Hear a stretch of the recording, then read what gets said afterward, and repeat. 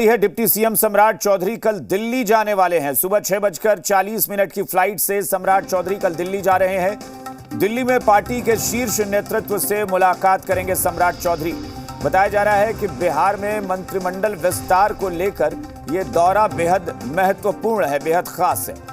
तो ऐसा माना जा रहा है कि बिहार में जो कैबिनेट का विस्तार होना है, मंत्रिमंडल विस्तार होना है, उसी को लेकर चर्चा हो सकती है पार्टी के शीर्ष नेतृत्व के साथ सम्राट चौधरी की। तो डिप्टी सीएम सम्राट चौधरी कल दिल्ली जाएंगे और पार्टी के शीर्ष नेतृत्व के साथ उनकी बैठक होने वाली है, उनकी मुलाकात होने वाली है। सुबह 6:40 की फ्लाइट से वो दिल्ली के लिए रवाना होंगे सम्राट चौधरी और वहां पार्टी के शीर्ष नेतृत्व से बात करेंगे। तो पार्टी नेतृत्व से चर्चा होगी और बताया जा रहा है कि कैबिनेट विस्तार को लेकर बातचीत हो सकती है। इस वक्त हमारे साथ हमारे सहयोगी रजनीश पटना से जुड़ गए हैं। सीधा रुख करेंगे रजनीश का। रजनीश, बताएं क्या जानकारी मिल रही है सम्राट चौधरी के बारे में? देखिए, बीजेपी के प्रदेश अध्यक्ष मौजूदा और साथ ही उप मुख्यमंत्री सम्राट चौधरी कल सुबह 6:40 की फ्लाइट से विस्तारा की फ्लाइट से दिल्ली जाएंगे और दिल्ली जाने के बाद शीर्ष नेतृत्व से मुलाकात होगी उनकी। अभी भी बीजेपी कार्यालय में प्रदेश अध्यक्ष और उप मुख्यमंत्री सम्राट चौधरी यहाँ पे बैठे हैं और साथ ही साथ कई सारे मिलने वाले लोगों का हुजूम है और इसके अलावा राजनीतिक जो उनके साथ के जो लोग हैं उनकी भी उपस्थिति है। देखिए, मंत्रिमंडल का विस्तार तो नहीं हुआ है, ये ठीक है, लेकिन अभी तक विभागों का बंटवारा जो है वो नहीं हुआ है। मुख्यमंत्री नीतीश कुमार समेत 2 उप मुख्यमंत्री और 6 मंत्री कुल मिलाकर 9 लोगों ने जो पदभार ग्रहण किया, इसको लेकर लंबा समय अवधि जो है हो गया है। बिना विभाग के सारे मंत्री हैं अभी और साथ ही साथ एक तरीके से कहें कि अभी सरकार जो है वो प्रशासनिक पदाधिकारी चला रहे हैं। जब मंत्री का पद जो है विभाग का बंटवारा नहीं हुआ, यानी कि सारे मंत्री के पद का विभाग जो है वो मुख्यमंत्री नीतीश कुमार में समाहित है। तो ऐसे में जो एक विकास या फिर नीतिगत बातें और तमाम जो चीजें थी वो एक तरीके से कुंद है, अवरुद्ध है और जो खुलकर काम होने चाहिए थे, विकास की गति को जो तेजी देने की बात थी वो यहाँ पे अभी नहीं हो पा रही है। लिहाजा अभी सुबह जब सम्राट चौधरी दिल्ली पहुंचेंगे तो शीर्ष नेतृत्व से बात करेंगे।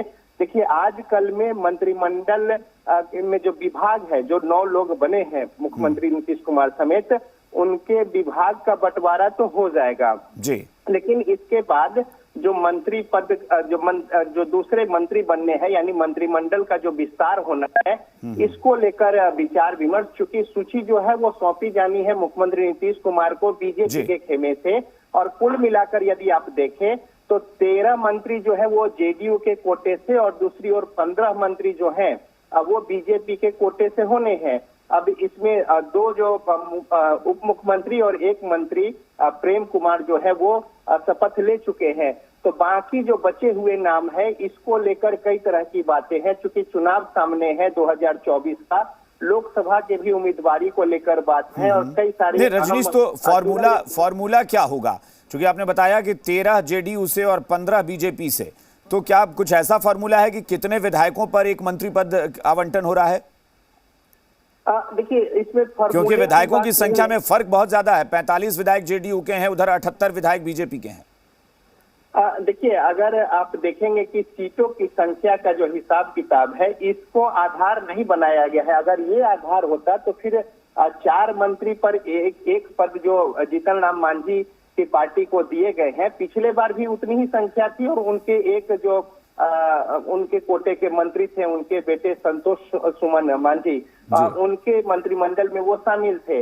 अब जो है जीतन राम मांझी 2 जो पद है उसकी मांग कर रहे हैं, यानी अपने एक और जो सहयोगी हैं उनको भी मंत्रिमंडल में शामिल करने की बात कह रहे हैं। तो देखिए, संख्या बल, और दूसरी ओर देखिए कि एक जो निर्दलीय है वो भी मंत्रिमंडल में शामिल है।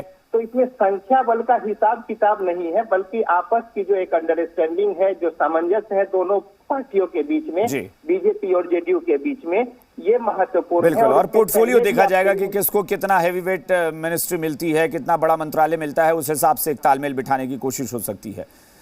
चलिए रजनीश, बहुत शुक्रिया हमारे साथ बातचीत के लिए, इस जानकारी के लिए। तो फिलहाल सम्राट चौधरी कल सुबह 6:40 की फ्लाइट से दिल्ली जाएंगे और पार्टी के नेतृत्व से बात करेंगे। मंत्रिमंडल विस्तार को लेकर यह चर्चा हो सकती है।